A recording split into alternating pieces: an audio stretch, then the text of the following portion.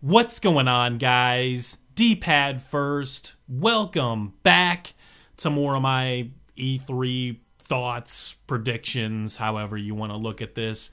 And it is good to be back. If anyone is expecting another Divide podcast anytime soon, I'm assuming at some point this week, my co-host and I will be getting to that. I just need to get in touch with him, and we'll go from there, and we'll talk probably a lot more about this E3 stuff. I mean, there isn't really a whole lot of new news. There's a few leaks. A couple of them seem a little fake to me. Like there's one, I think there might be a Smash Bros leak going around now, but that looked fake.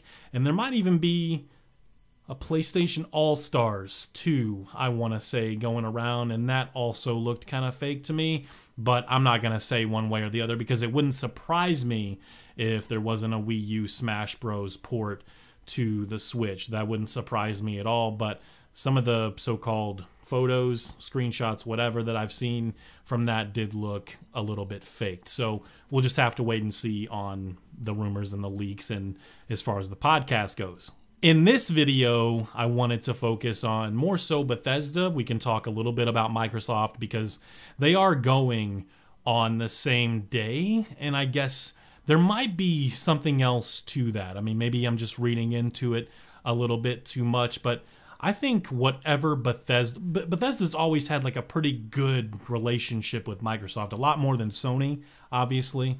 We've seen that in the past, and I think we're still seeing that now. So I think there could be a really big game announced at Bethesda's E3, and Scorpio will take full advantage of that game, and Bethesda will be, obviously they'll be able to talk about it first, and maybe some of the NDA stuff will be up, and they'll be able to go out there on stage and say, hey, you know, this game is coming, and it's going to be best played on, you know, the Scorpio. So we've got all kinds of rumors. We've had rumors for a long time, even before this E3, that Bethesda has had, and I'm probably saying this wrong, but they've had a new IP in the works that sort of like takes on the Fallout, Elder Scrolls formula with the open world and looting and, you know, just being able to like move objects around. As far as that goes, they've always had those kind of accomplishments, those sort of achievements in their games, and that you can say about that engine, you know, regardless of it being very dated and them just being, in my opinion, lazy and updating it as they go along.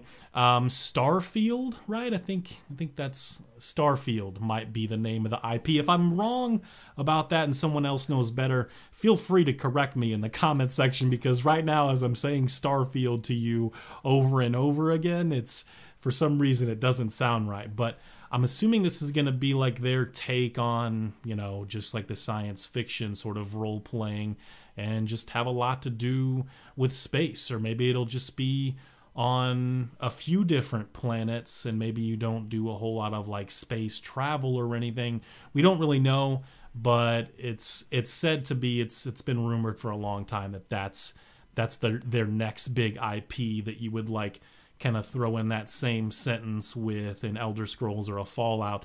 And if it's successful, and it probably will be, it will be, you know, another one of their babies. Like I just mentioned, Elder Scrolls and Fallout are kind of their babies right now, and they're probably looking to strike gold, to hit gold, however you say that, with another game. I'm sure they'd love to have another big IP on their hands. Everyone wants that next big IP. They want to be the next big thing. Everyone kind of wants to be the next Grand Theft Auto. I think it was, even back then, there was a Game Informer magazine, I think it was from 2006, 2007, and they were talking, there was an interview with David Jaffe, and they had talked to him about, you know, success with God of War and Twisted Metal and that. And even then he had mentioned, he was like something to the effect of, a lot of developers won't say it, maybe they wouldn't admit it, but we're all trying to be that next Grand Theft Auto. We'd all like to create like that next huge thing, that phenomenon that just, you know, goes above and beyond video games. And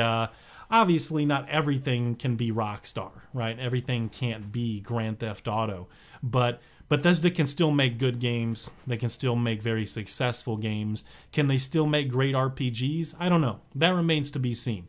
Fallout 4, you'll probably get a review from me at some point, possibly before their E3 conference, where I will talk about Fallout 4. I will review that game finally after 2 years.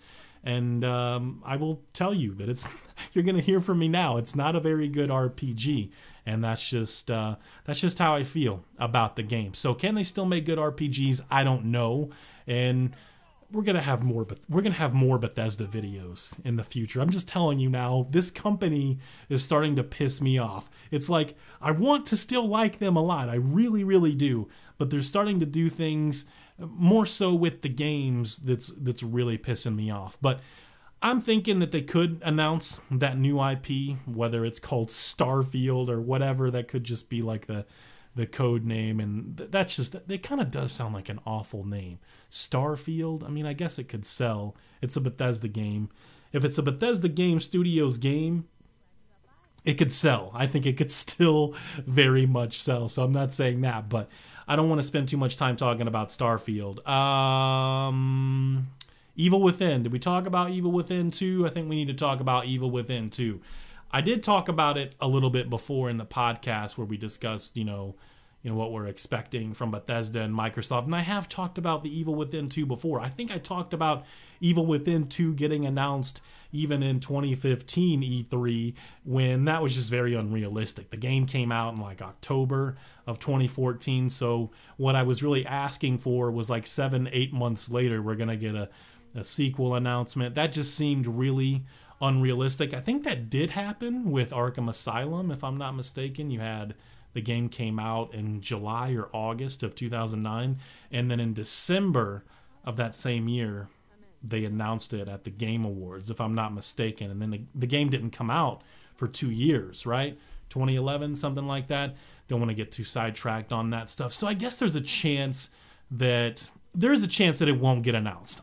Obviously, I'm biased, so I would like for the Evil Within 2 to get announced. As far as I'm concerned, it was pretty successful for a new IP, survival horror IP at that. These games don't exactly blow the doors off anymore, but the Evil Within 2 could be really awesome, and I would be very excited about that. I hope they don't change too much.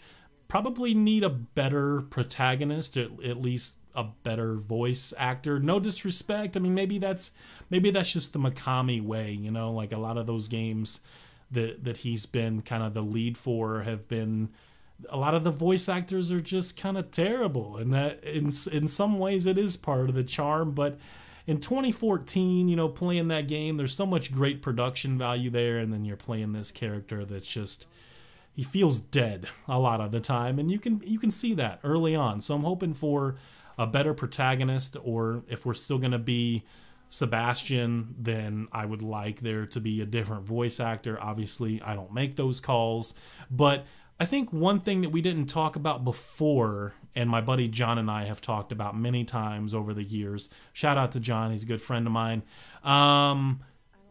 Fallout 3 Remaster and Fallout New Vegas Remaster. I don't think that there will ever be a Fallout New Vegas Remaster. There's a lot of hate there, a lot of jealousy in some ways.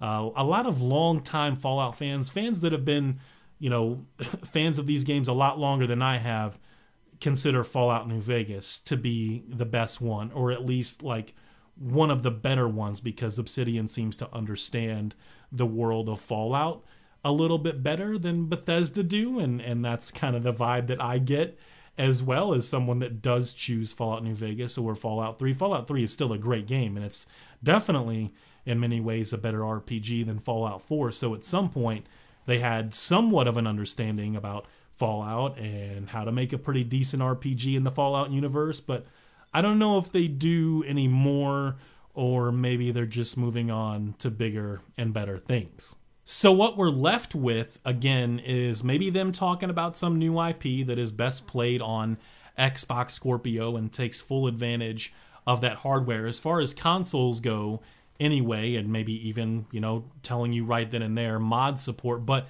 wait, so I kind of mixed this up a little bit. Microsoft is going first, right?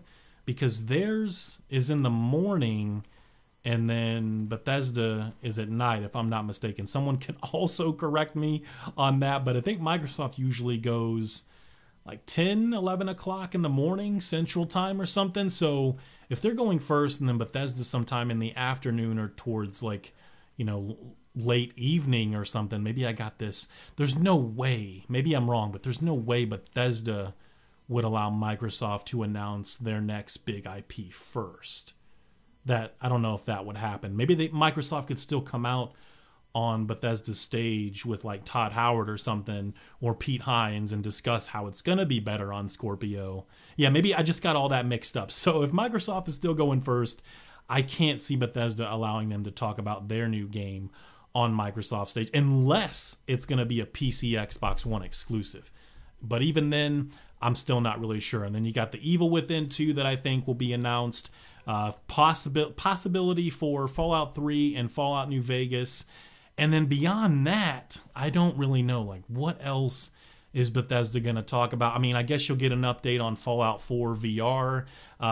Maybe Doom VR. Maybe they could announce that or something, and maybe even show some progress on that. That would not surprise me in the least. A Doom VR experience, I think that will definitely come at some point, if it hasn't already been announced and I'm just that much out of the loop. So that's my video. That's how I feel about Bethesda. I'm getting pretty excited about it. We're not that far away at this point, and I hope you guys are too. Thank you for watching. I do appreciate the continued support. You guys take it easy.